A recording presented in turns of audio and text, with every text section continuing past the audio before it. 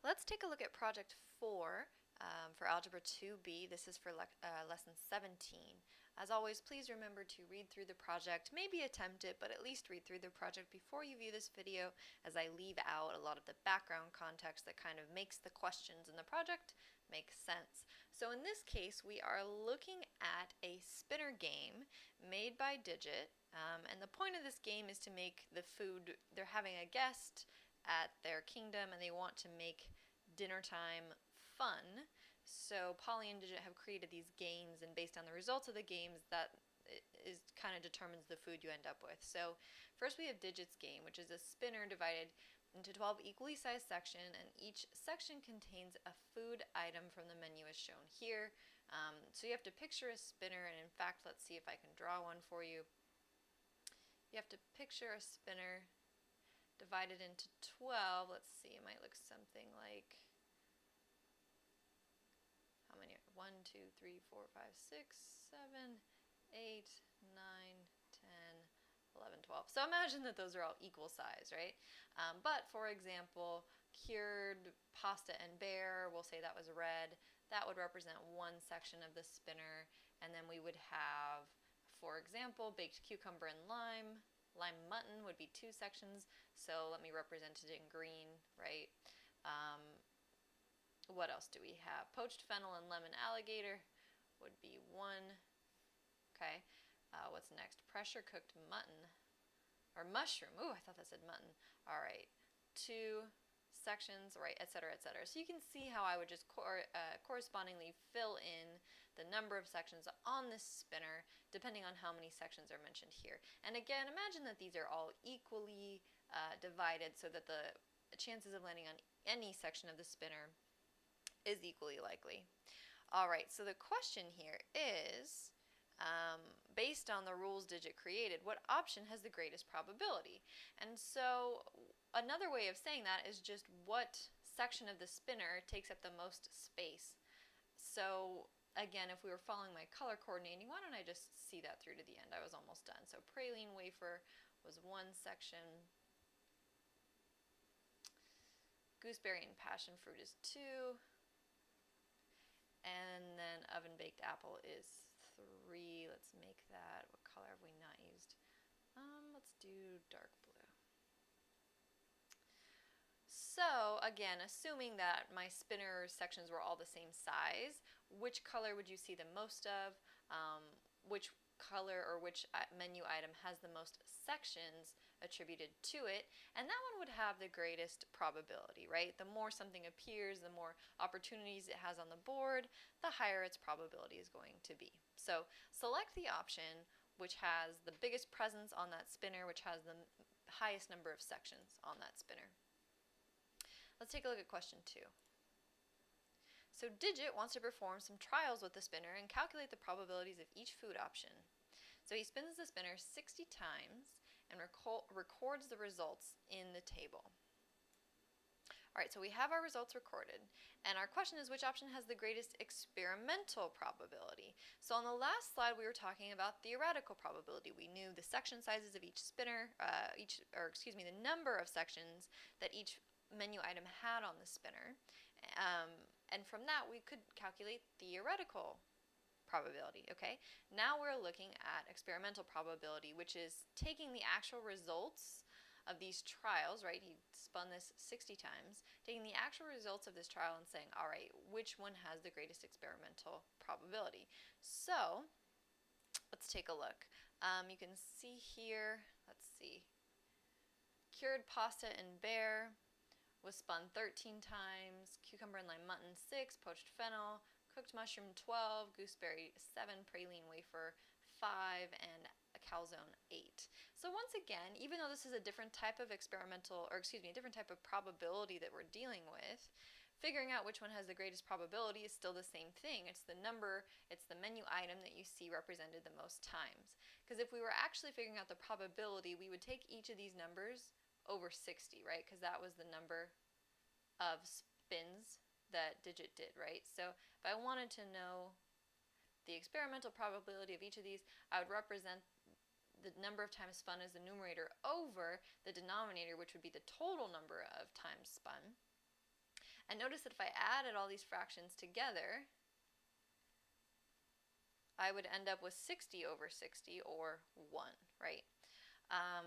So again, which one of these has the biggest probability of happening? Well, it's the one that had the biggest number of spins during digits trials.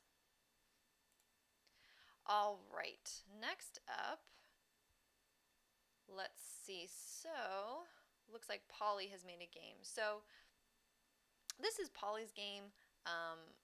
Polly makes a game based on a deck of playing cards. Remember that a standard deck has 52 playing cards, and each one is equally likely to be drawn. Not only that, remember that there are 4 suits in a deck of cards, meaning that there are 13 of each suit. And each suit has, we'll just call them 13 cards, but what I mean by that is that each has a number value, right? So but what I mean by that is that, for example, there are 4 2s in the deck, there are 4 3s in the deck, there are 4 4s in the deck, right? So these number cards, or face cards, there are 4 of each, okay? And each one has its own suit, and that's what makes each individual card unique, because it will have a particular number and a particular suit, okay? So we're told the rules of drawing this card. We say that if Gormondo draws a king, he eats this dish. If it's a 3, that. If it's a face card, if it's red, if it's a diamond, if it's an ace, if it's black, etc. So there are all of these different things that can happen. And also notice that these spins are not necessarily mutually exclusive. And by that I mean that more than one of these things can occur at the same time. So for example, let's take a look. For example, a 3, in fact, let me highlight that. A 3 could also be a diamond, right? If he drew the 3 of diamonds, the card is a 3 and a diamond, so he would get to eat both of these things, right? If the card was a, let's see, I don't know, king of clubs, that would be a king.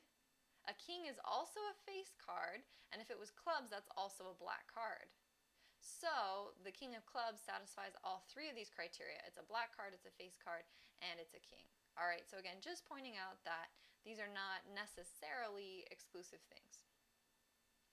Now, let's take a look at the question, which is based on the rules, which statement or statements are correct, and they're all based on probabilities. So you'll just have to go through these and kind of figure out whether each statement is true. So for example, I'll just look at the bottom one. The probability of choosing pressure cooked mushroom and garlic and the probability of choosing a praline wafer are the same. Is that true? Well, you'll have to look at the probability. I'll call it let's change the color. I'll call it probability of, I don't know, M for mushroom, and probability of W for praline wafer.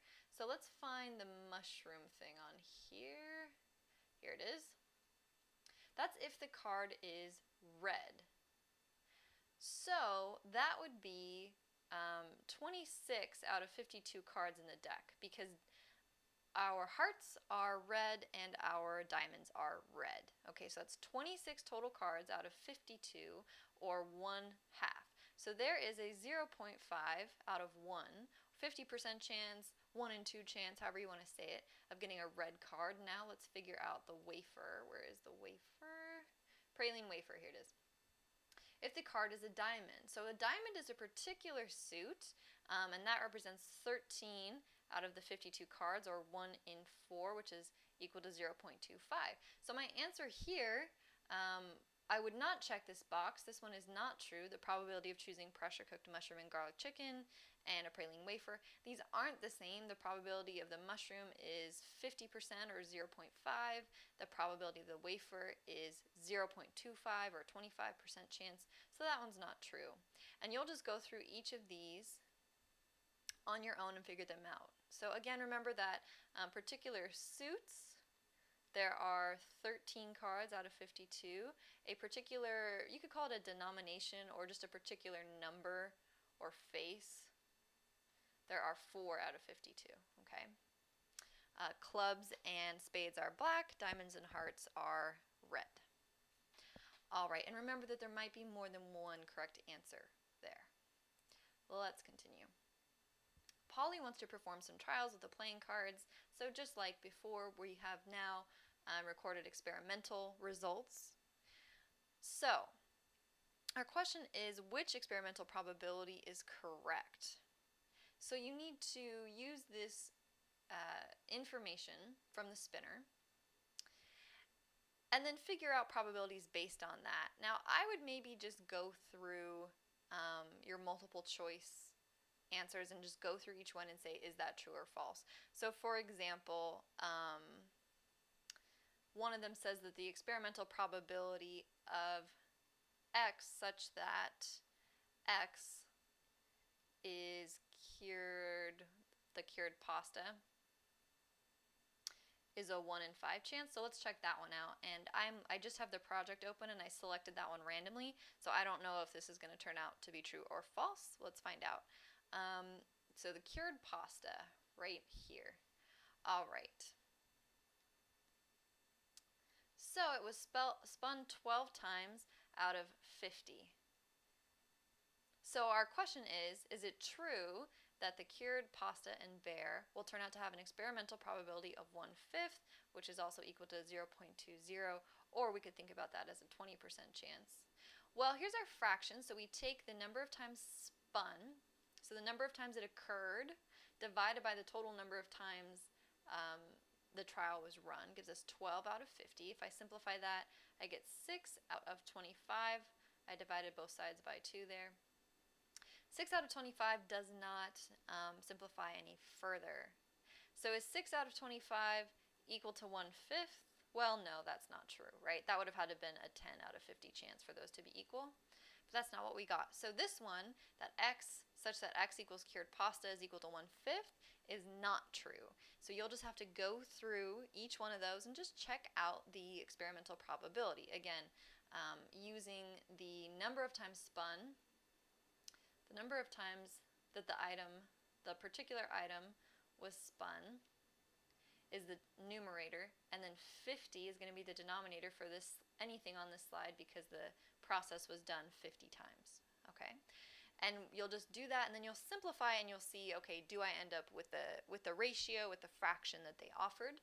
And if it ends up being true, you'll select that as your answer choice. And in this question, there's only one true answer, so hopefully you'll bump into the correct answer early on, and you won't have to do the test for every single one of those. Let's move forward. For questions 1 and 2, explain in detail how you found the probabilities. All right, so again, explain in detail.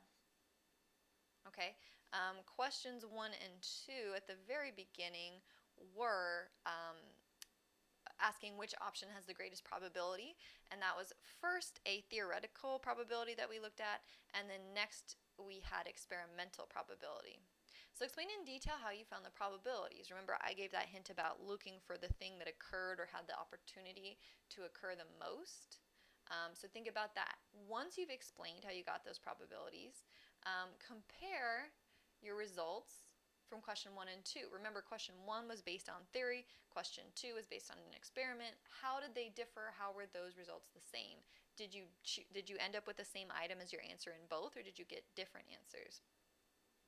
And then finally, in a fair experiment, what is the relationship that is generally found when comparing theoretical probability to experimental probability? So by that we mean, if the experiment was fair, would you expect the results of your experiment to match theoretical probability, or would you expect them to be different? So make sure to include all of that. I know it's a lot of information, maybe 1 or 2 sentences on each question, okay? So first, explaining how you found your answers in questions 1 and 2. Next, comparing those answers, and then finally analyzing those answers and saying, is it what you would expect to get or not? Now for questions 3 and 4, this is the final piece for this part of the project. For questions 3 and 4, explain in detail how you found the probability. So once again, explaining how you got an answer, comparing the answer, and then again, if the experiment is fair, what could Polly do to make it more likely that the experimental probability will turn out the same or almost the same as the experimental probability? Okay, so again, a sentence or two to explain how you found the probabilities in questions 3 and 4. Just talk us through your method. What steps did you take, and be specific. Next, compare the probabilities found. Okay, comparing your results, just as I explained in the last slide. And then finally, what could Polly do to make it more likely that the experimental probability will turn out almost the same or the same as theoretical? A hint on here, think about the number of trials and how a large number of trials or a very tiny number of trials might affect that experimental probability, and that's my hint on that. So I hope you found this helpful, and I'll see you for the next video.